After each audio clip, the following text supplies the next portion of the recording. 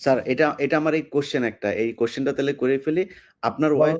আপনার ওয়াইফকে অপহরণ করেছিল এই শেখ মুজিবের, তারপর গোলাম মোস্তফার ছেলে এরা, কামালের বন্ধু-বান্ধব এরা। না, এটার গাজী হোসেন নিজে নিজে ছিল। নিজে আচ্ছা। তো হ্যাঁ, নিজে। আপনার স্যার আপনি এটার বিচার চেয়েছিলেন শেখ মুজিবের কাছে। আপনি আমার বউ বিচার কন্টিনিউ চেয়েছিল। করেন। জি, কন্টিনিউ করেন স্যার এবার। হ্যাঁ, যে আপনি প্রাইম মিনিস্টার, কারণ ঘটনাটা মুজিব কি ছিল স্যার? ঘটনাটা কি ছিল স্যার? একটু শুরু থেকে বলুন। ঘটনা খুবই, এটা একটা মানে মজার ঘটনা। আচ্ছা, তুমি শুনতে চাও? তুমি তো আমার বইতে লেখা আছে যদিও। সবাই শুনতে চায় স্যার। সবাই, আমি একা না, সবাই শুনতে চায়। ঘটনাটা হচ্ছে, আমার এক খালাতো বোন, তার নাম তাহমিনা। তার বিয়ে ঠিক করেছিলাম আমি আর নিম্মি কর্নেল রেজার সাথে, যে আমাদের চেয়ে জুনিয়র চাকরি। তার সাথে বিয়ে হবে, অনুষ্ঠান হবে লেডিস ক্লাবে। তো দুপক্ষেই আমাদের পরিচিত, অতএব আমরা হলাম রায় মিডিয়া। ঠিক আছে, ঠিক আছে। তখন আমরা কি করলাম, সমস্ত অ্যারেঞ্জমেন্ট আমাদের উপরে দায়িত্ব আসলো। তো কাকে রাখি আর কাকে বাদ দেই, এত মানুষের সাথে পরিচিতি। তো আমরা যাই হোক বেশ ভালোই, প্রায় 2-3 হাজার লোকের মতো লোক ইনভাইট করা হলো দুই তরফে। চলছে বিয়ার আসর। তখন আমার একমাত্র শালা, যার নাম বাপ্পি, ও ম্যাকগিল ইউনিভার্সিটিতে পড়তো, ওখান থেকে ছুটিতে আসছে দেশে। He was also present in the ceremony. আমি আর নিমিত দুই পক্ষের মানে হোস্ট বলতে পারো, হুম। সবাই দেখাশোনা করছি। বাপ্পি বসে আছে ছেলেদের যেখানে বসার জায়গা সেখানে। তখন লম্বা চুলের একটা ফ্যাশন ছিল আর কি। He has just come from Canada, তো লম্বা চুল, and he had good, beautiful hair, and he was a handsome man. হুম। আমার মতো এত খারাপ চেহারার লোক ছিল না, ছিল ওইটা না। পরে ওইটা ওই অনুষ্ঠানের শেষ হওয়ার আগে বলবো স্যার। জি বলেন। আচ্ছা, তারপর তোমার ও বসেছিল অন্যান্য গেস্টদের সাথে। তার পিছনের রোতে গাজী গোলাম Mustafa and his wife was also invited in that function from the other side, not from our side, মানে ছেলে পক্ষের। বুঝতে পেরেছি। তো গাজী গোলাম মুস্তফার ছেলেরা আর তার সাঙ্গবঙ্গ পিছনের সিটে, পিছনের রোতে সিটে বসা। তাদের মধ্যে একটা ছেলে বাপ্পির চুল টান দিল পিছন থেকে। তো বাপ্পির পিছনে, ভদ্র মানুষ, বিদেশে থাকে, বিদেশে বড় হয়েছে, পিছে বললো, কিছু বলে নাই, সামনে আবার ওরা চুল টান দিল। দ্বিতীয়বার টান দেওয়ার পরে বাপ্পি পিছনে তাকে দেখো যে একটা ছেলে হাত সরিয়ে দিয়ে, তখন বলে যে তুমি চুল টান টান দিয়েছো? বলছে হ্যাঁ। বলে কি কেন? কারণ আমরা দেখছিলাম যে এত সুন্দর চুল, এটা কি পরচুলা না আসল? আচ্ছা, চিন্তা করো। সে তখন ইউনিভার্সিটিতে পড়ে, আর এই পুচকে ছেলে তখন বোধহয় স্কুলেও পড়ে না, বা স্কুলে 6-7 ক্লাস হবে। তখন বাপি বলে, বেয়াদব ছেলে, তুমি আর এখানে বসবে না, তুমি অন্য কোথাও গিয়ে বস। ওরা বেরিয়ে চলে গেল। আমরা কিন্তু কিছুই জানি না, মানে আমি আর নিমি এত ব্যস্ত, দুই পক্ষকে দেখাশোনা, খাওয়া দাওয়া চলছে। হঠাৎ দেখলাম দুটা মাইক্রোবাস, রেড ক্রসের, আর একটা গাড়ি, গাড়ি, সবুজ রঙ গাড়ি আগে, পিছনে দিয়ে মাইক্রোবাস। মাইন্ড ইউ, তখন কিন্তু আমার নিজের personal security guard with wireless মজুদ লেডিস ক্লাবে। আমি কুমিল্লা থেকে আসছি বিয়ের জন্য। তো ন্যাচারালি আমাদের গার্ড নিয়ে চলাফেরা, এটা তো আর্মির নিয়ম, এটা তুমি জানো। আসলো, থামলো, দুইটা মাইক্রোবাস থেকে প্রায় 8 জন ট্রেনগারধারী সাদা পোশাক পরা লোক নামলো, আর ফোকসো গাড়ি থেকে নামলো গাজী গোলাম মোস্তফা স্বয়ং, তার স্ত্রী কিন্তু উপস্থিত মেয়ে মহলে। উনি গাড়ি থেকে নেমেই চিৎকার করতে শুরু করলেন, মেজর ডালিম কোথায়, মেজর ডালিম কোথায়, মেজর ডালিম কোথায়, বহুতবার বাড়ছে, আর সহ্য করা যায় না। আমি অবাক হইলাম, এরকম চিৎকার করছি কে? তখন একটা ছেলে এসে, একজন হিওয়াজে ট্যাক প্লাটুনের একটা ছেলে, কে আমার নামটা মনে নাই, এসে বললো যে ভাই আপনাকে খুঁজ করতে এই চিৎকার করতে এই তো গাজী গোলাম মোস্তফা, তার সাথে 8-10 জন ট্রেনগারধারী লোক আছে।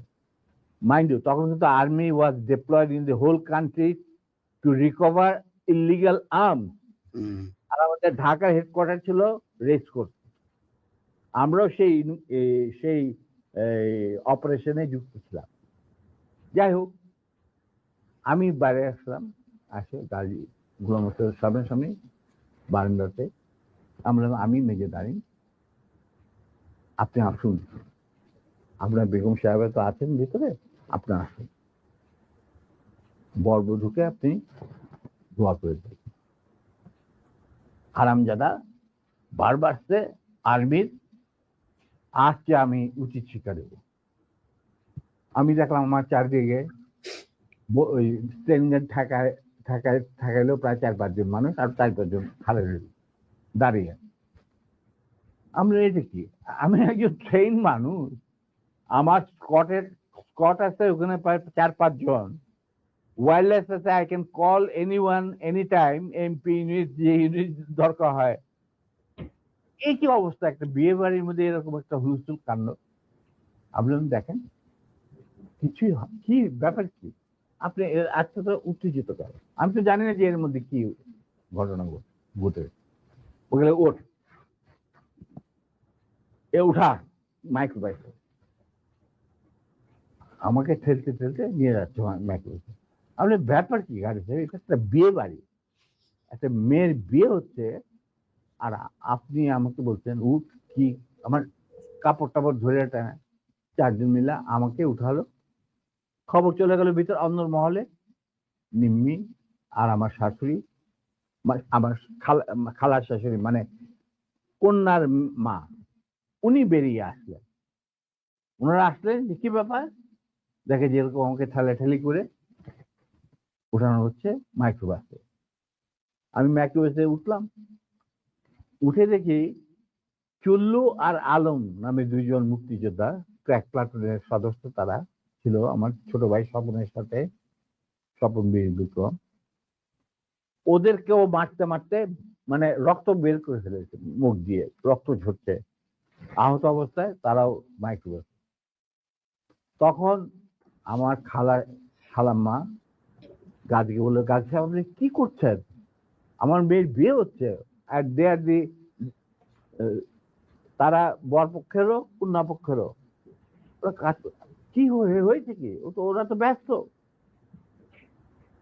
বলে আমি ওদেরকে উচিত শিক্ষা দেবো, ওকে আমি উচিত শিক্ষা দেবো।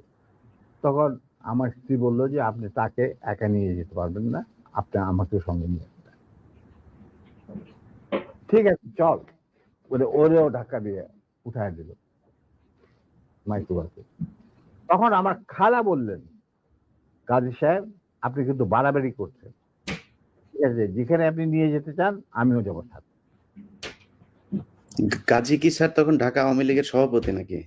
তখন সে আওয়ামী লীগের সভাপতি নয়, he was also the chairman of the Red cross.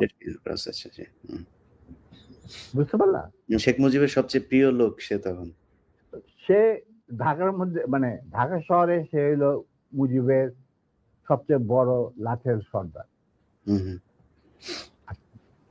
অশিক্ষিত মূর্খ মানুষ সাধারণত রেড ক্রসের চেয়ারম্যান হয় না,